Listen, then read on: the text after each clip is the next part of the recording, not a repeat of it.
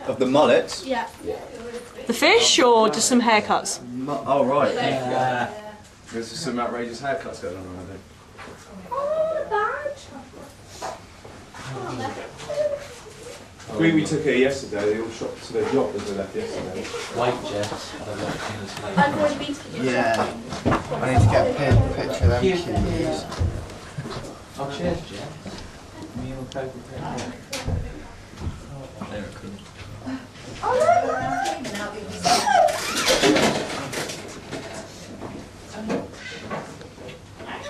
Got myself a badge. Dude, you can have for the your exceptional standard of work today. That's start. Oh, thanks, Lloyd. I mean,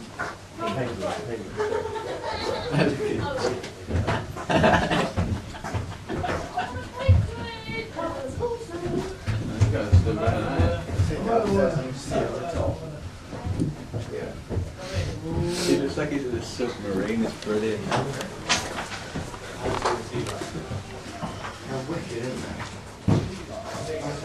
These are definitely my favourites.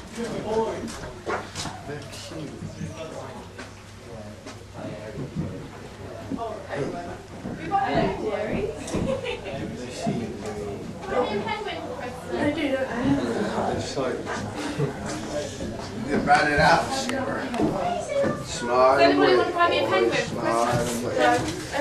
Oh my god, that is amazing. So you reckon these would be the answers for the pond? Yeah, I'm reckoning. Ah, Get a good pond going. Yeah, big enough to have penguins in. Yeah, that's right there. Boy, penguin. Oh, so cute. Hello. Where's my phone? not quite.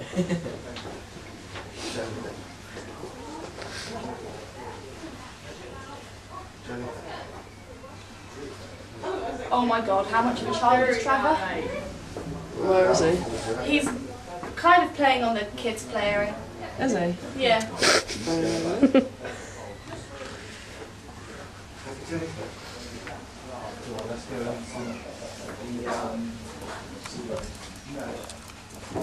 Why are they all congregating over there? Because Shelley's drawing their attention. Just stolen all the penguins. yeah. How rude. Oh, they've all got tags around their things. Yeah, if you could just stay there. Oh no, if you go back a bit, I'll be able to see you better. Oh, oh my god. You're so cute. Yeah.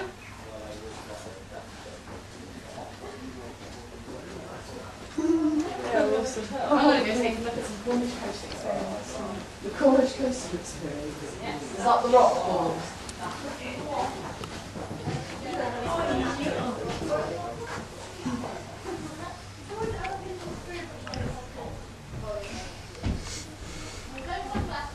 We decided penguins it is for the pond. We decided more practical than seals. If there was a way that we could actually keep penguins, I think everybody up for it. Thinking you probably need a proper full-on zoo licence. I told you, didn't I? And an awful lot of patience, I'd imagine. Yeah. They've got beaks like seagulls, though, you know. Yeah. They are. Very similar. Yes, nice. I think that Depends what the horse is that colour. Yeah. Just imagine some nice species.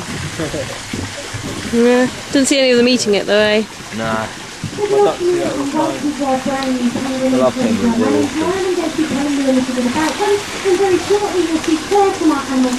Penguin line-up.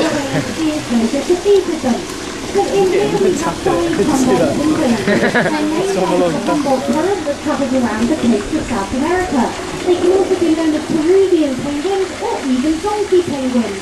And if you hear them calling to one another at all today, you'll understand how they get their nickname the donkey penguin, because their call sounds just like the bray of a donkey.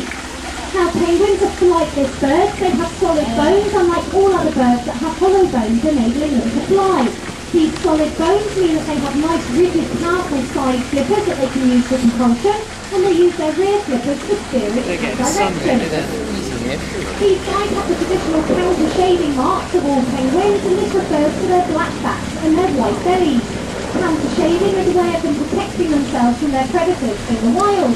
The idea is that if a shark or a seal, their natural predators, are swimming above them in the water looking down on them, then the darkness of their backs blends with the darkness of the bottom of the ocean. In much the same way that if the shark or the seal is below them looking upwards, the lightness of their bellies blends with the lightness of the sky, and it just makes it that much harder for their predators to spot them out in the wild. Unfortunately though, it's not just natural predators that these guys have to avoid. They also suffer from the overfishing of sardines and anchovies, as well as pollution from these fishing vessels. These guys produce something called guano, and guano is another name for penguin poo. They use the guano that they produce to hold their nests together. Unfortunately for them, South American farmers have discovered that their guano is a really good source of fertiliser for their crops. So they go into the nesting sites and they break the nest apart in order to get the guano out. Not only do they destroy the nest, but they destroy the whole nesting site, causing massive amounts of stress to the penguins and preventing them from breeding anywhere near as well out in the wild as they could potentially be doing. The final threat that these guys face is a natural weather phenomenon. This is known as El Nino. El Nino strikes every few years and affects the air and water currents around the coast of South America. To give you an idea of the severity of El Nino and the effect it has on the penguins, back in 1982, the worst ever El Nino on record wiped out more than 50% of the Humboldt penguin population. And even now, more than 25 years later, there are still less than 10,000 breeding pairs left out in the wild. And that's one of the reasons why captive breeding programs such as this could in the future be so important for the long-term benefits of this species. Now you'll notice that Claire will be feeding by hand. When these guys first arrived at the sanctuary, they were being fed directly into the water. We've been training them to come out and take their fish by hand. And the reason for this training is so that if in the future we ever need to medicate our penguins, we can ensure that the right medication and the right fish gets to the right penguin as quickly as possible.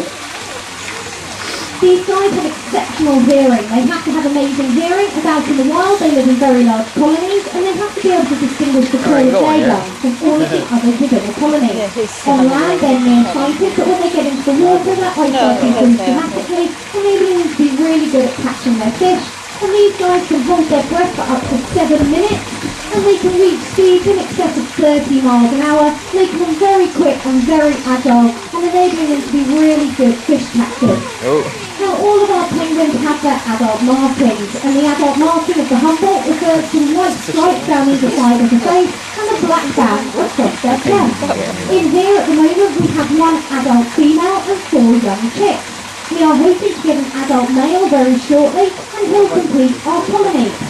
The only way to tell our penguins apart is by the tags that they have on their side flippers. So in contrast to our seals, we tag our males on the right and our females on the left. So we have our adult female Ivy, she's 3 years of age, and her tag is black and red. Then we have our 2 little girls, they are Ruby, whose tag is solid red, and Lola, whose tag is blue and white. Then we have our 2 little boys, they're also 10 months old, and they're tagged on their white flippers, and they are pink and white for Piran, and solid green for Gilbert. Now Gilbert is definitely the biggest personality we've had in this pool. His favourite time of the day is first thing in the morning when I come in to clean the windows. He's always waiting for me, and he loves to chase the big yellow sponge up and down the windows, attacking it through the glass, and he really is our most playful penguin. Gilbert is the first of all of our penguins to undergo his annual molt this year. The Humboldt penguin's molt takes 7 to 10 days, and when he started to molt, he sat on the rock in the middle of the pool, showing off to all of our visitors how clever he was to be molting, as his coat fell out around him, and he looked incredibly scruffy. In direct comparison, his brother Piran was really embarrassed when he started molting. He didn't want everyone seeing him with his feathers falling out, so he went and hid away in one of the nest boxes that are just behind where Claire entered, and he went and hid away in one of them for the duration of his molt, only coming out into the enclosure once he had his brand new adult markings, and he could show off to all of our visitors just how clever and handsome he really was. All of our penguins have now had their annual molt, and now that they've gone through their molt and they've built up those oil layers on their coat again, they're able to start diving down into the water to catch their fish. So that brings us to the end of our talk and our feed in here this afternoon. Thank you ever so much for listening. If you do have any questions about these or any of the other animals you've seen here today, please don't hesitate to ask any member of staff. We're all more than happy to talk about our animals all day long. Otter Creek. My name's Lauren. I'm going to be telling you a little bit about the two buoys that we have in here. Now, just really quickly before I start, if you would like to take photographs this afternoon, please do take as many pictures as you want, but please do make sure that the flashes are turned off on your cameras. Anywhere else in the sanctuary, no problem, but we cannot have flash photography down here with our two otters. So if you'll just bear with me a couple of moments, I'm going to pop down to the front, scatter some food around for you, which means you'll all get a good chance to see the boys moving around, and hopefully you'll get some good photo opportunities. So if you can just be patient with me, and I'll be back with you in just a couple of moments' time.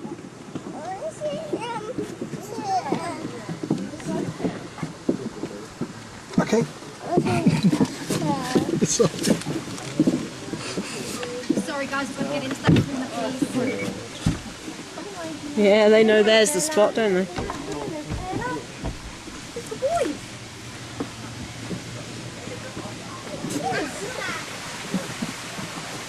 I love otters, they're my favourite.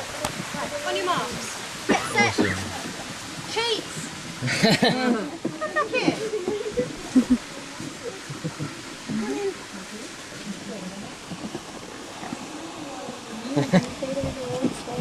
Oh wow, look at that, look.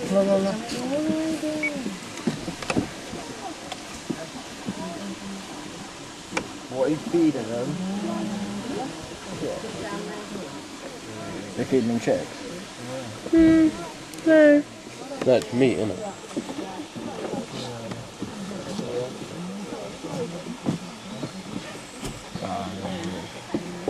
It's so cool, man.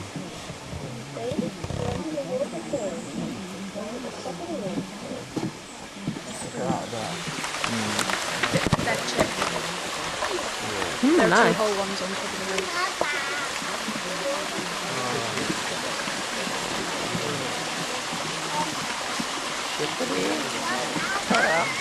That's well clear. What are you going to do with these pictures? We'll probably put it on a DVD, and then the guys who've been off sick won't miss out. Asian short-clawed otters. Their names are Starsky and Hutch. They're brothers and they're 5 years old. Now the Asian short-clawed otter is the smallest of the otter species. These boys are fully grown and at full size they weigh just under 5 kilos each.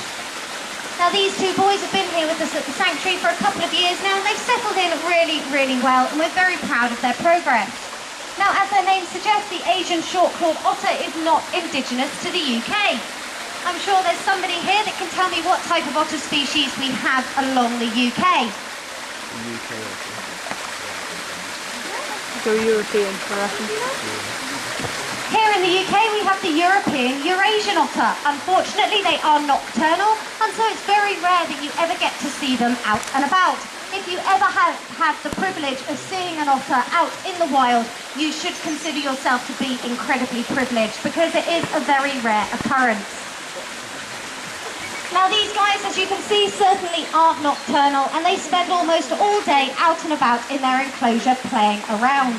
Now the food that I've given them is a diet that was especially designed for them by a veterinary college. The reason for this is that they're very susceptible to kidney stones, so we have to be careful what food we feed them. So they get a white fish, and this has to be a non-oily fish. Then they get some red meat, and this is often fillet or sirloin steak, so they do eat incredibly well. And then the favourite part of their diet, which I've saved till the very end, are their one-day-old chicks, which are a really good source of calcium for them. Now I did scatter the food around the enclosure as much as possible. We have Holly's log. Holly was one of our volunteers here this summer, and when she left part of her uni degree, we put a great big log out to the woods with lots of different size holes drilled into it, and we hide a lot of the food in that as well for them, just to really make them work for their dinner. Now, as you look around the outside of the enclosure, you will see that we do have a predominant overhang all the way around the outside. These boys are incredibly dexterous. They have very human-like hands, which means that they are very, very good climbers. And and if we didn't have this overhang, there is a chance that they climb straight out of the enclosure. Having been born and raised in captivity, they wouldn't be able to fend for themselves out in the wild, so that's why it's really important that they're kept nice and safe.